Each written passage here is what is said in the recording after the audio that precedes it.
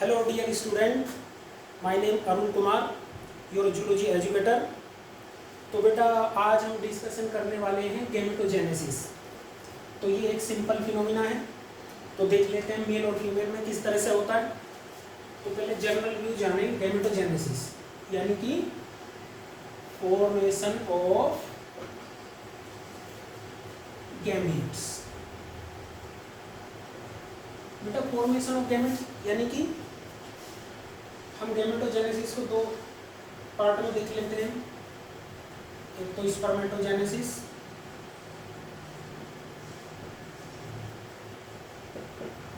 जैसा कि आपको पता है मेल में,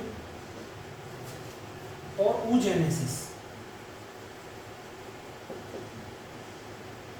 फीमेल में। अब बेटा इसमें आप अगर ये देखें, स्पर्मेटोजेनेसिस किस जगह पर हो रहा है, oogenesis किस जगह पर हो रहा है। स्पर्मेटोजेनेसिस टेक्स प्लेस, जबान कट गई। Hello dear student, my name Arun Kumar, your zoology educator. तो बेटा लर्नर्स, आज जानते हैं हम गैमेटोजेनेसिस फिनोमिना के बारे में, यानी कि फॉर्मेशन ऑफ गैमेट्स मेल और फीमेल में। तो इसमें कुछ बातें आपको जाननी जरूरी है कि एक तो इसके अंदर गैमेटोजेनेसिस में आप ये बताइए कि माइटोसिस डिवीजन होता है या मियोसिस। माइटोसिस या मियोसिस। तो जानते हो आपको क्या बोलना है कि both divisions are involve during gametogenesis, यानी कि बोथ डिवीजन आर इन्वॉल्व, दोनों डिवीजन होंगे यहाँ पर। तो बेटा एक्चुअली जब गैमेट बनते हैं तो गैमेट की जो मदर सेल्स होती है वो क्या है, एक्स्ट्रा गोनेडियल होती है। क्या होती है? एक्स्ट्रा गोनेडियल। एक्स्ट्रा गोनेडियल का मतलब है during fetal life it comes from yolk sac। yolk sac से ये सेल आती है और गैमेट के अंदर मूव हो जाती है, यानी कि मेल के अंदर उसकी सेमीफेरस ट्यूब्यूल में मूव कर जाएंगी और फीमेल में उसकी ओवरी के अंदर मूव कर जाएंगी। तो इन सेल से यहाँ पर जो एक्स्ट्रागोनेडियल सेल्स होती है उनसे यहाँ पर माइटोसिस और मियोसिस डिवीजन होगा, इसको हम समझते हैं। यानी गैमेटोजेनेसिस में हम क्या समझने जा रहे हैं, सबसे पहले मेल के अंदर स्पर्मेटोजेनेसिस।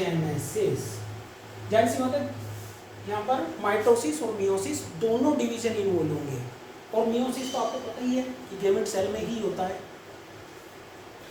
तो अब सबसे पहले हम देख लेते हैं स्पर्मेटोजेनेसिस। जेनेसिस का मतलब फॉर्मेशन, यानी कि स्पर्म फॉर्मेशन। अब यहाँ पर हम देख लेते हैं बेटा, ये सेमीफेरस ट्यूब्यूल्स, सेमीफेरस ट्यूब्यूल्स, ये देखो हमने सेमीफेरस ट्यूब्यूल बनाई। तो होता क्या है कि यहाँ पर बहुत सारे, क्योंकि पहले सबसे पहले क्या होगा, माइटोसिस, जिसको हम बोलते हैं मल्टीप्लिकेशन। एक्चुअली क्या है कि इसके लिए हम कुछ हार्मोन्स रेस्पॉन्सिबल होते हैं। तो हार्मोन्स देख लेते हैं, जैसे मान लीजिए GnRH comes from hypothalamus, hypothalamus, और कहाँ जाता है, एंटीरियर पिट्यूटरी। तो जब प्यूबर्टी आती है तो GnRH रिलीज होगा, एंटीरियर पिट्यूटरी को बोलेगा कि आप FSH रिलीज करो। FSH एक हार्मोन है, ग्लाइकोप्रोटीन नेचर का। ये भी क्वेश्चन है कि किस नेचर का, तो ग्लाइकोप्रोटीन नेचर का। तो FSH यानी कि फॉलिकुलर स्टिमुलेटिंग हार्मोन नाम है इसका, क्योंकि ये फीमेल के अंदर, क्योंकि अब तक मेल पढ़ रहे हैं, फीमेल के अंदर फॉलिकल को किस तरह स्टिमुलेट करते हैं वो चीज़ यहाँ पर भी है, तो नाउन वहाँ से पढ़ा है और ये मेल में भी इसका फंक्शन यहाँ पर है। अब देखते हैं इस हार्मोन की वजह से क्या होता है। ये देखिए यहाँ पर बेटा सबसे पहले क्या होगा, मल्टीप्लिकेशन।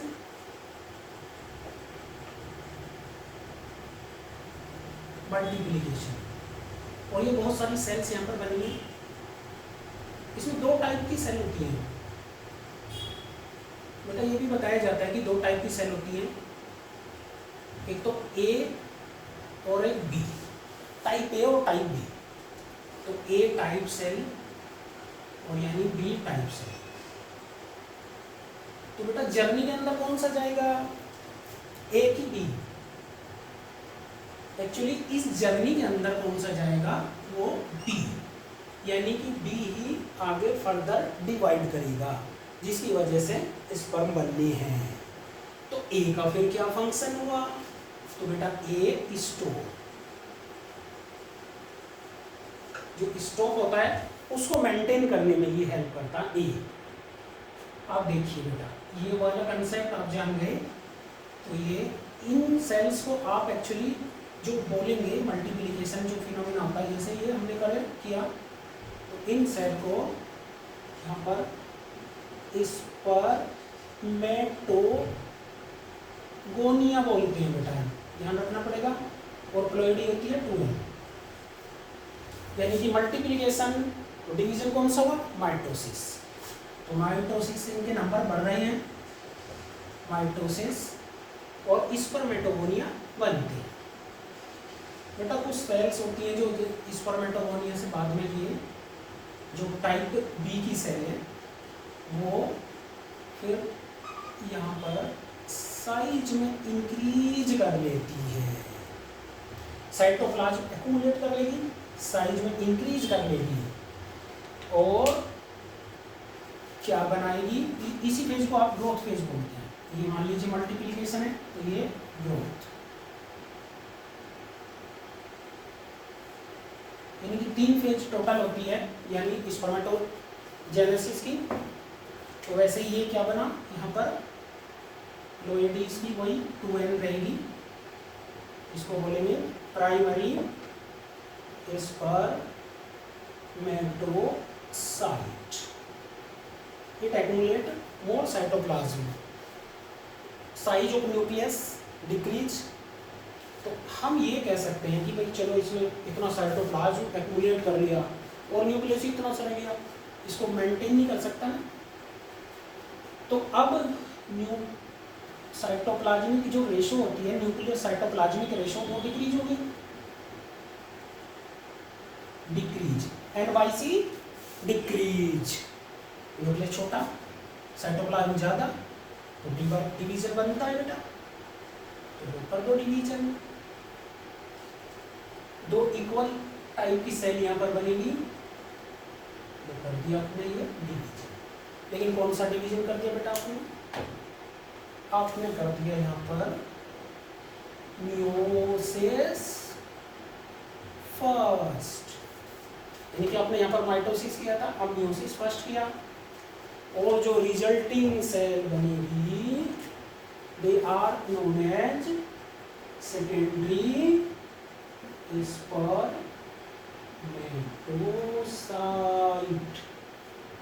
ठीक है, तो रेडी हो गई।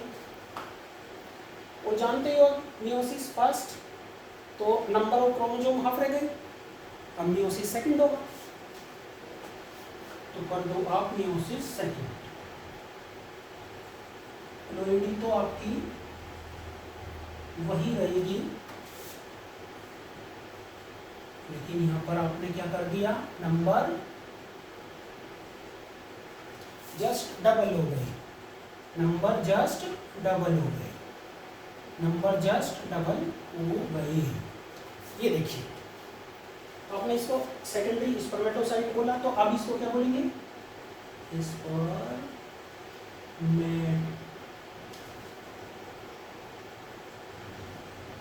Spermatozoa, known as spermatozoa. यानी कि आपने डिवीजन कौन सा किया, meiosis, meiosis second division takes place. अब इतने से काम थोड़ी ना चलेगा। अब इसमें क्या होगा, मॉर्फोलॉजिकल चेंज आएंगे, मॉर्फोलॉजिकल चेंज कर देते हैं। तो देखो ये मॉर्फोलॉजिकल चेंज आपने कर दिया, ये मॉर्फोलॉजिकल चेंज आपने कर दिया, टेल एपियर हो गई, morphological change tail appear, tail appear. ये देखिए इसको आप स्पर्म बोलेंगे, ये है स्पर्म्स, यानी स्पर्मेटोजोआ। और उसमें ये जो चेंजेस आ रहे हैं इसके लिए भी हम एक टर्म दे देते हैं। This term is known as spermiogenesis.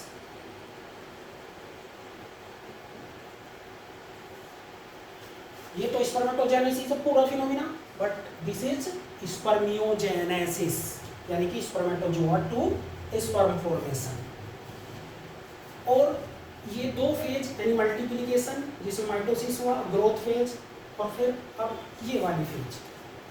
तो आप इसको क्या बोलेंगे, देखो ये मल्टीप्लिकेशन, ग्रोथ, तो ये मैचुरेशन फेज होगी। यानी कि हम देखते हैं यहाँ से मैचुरेशन, ये फेज कौन सी होगी, मैचुरेशन।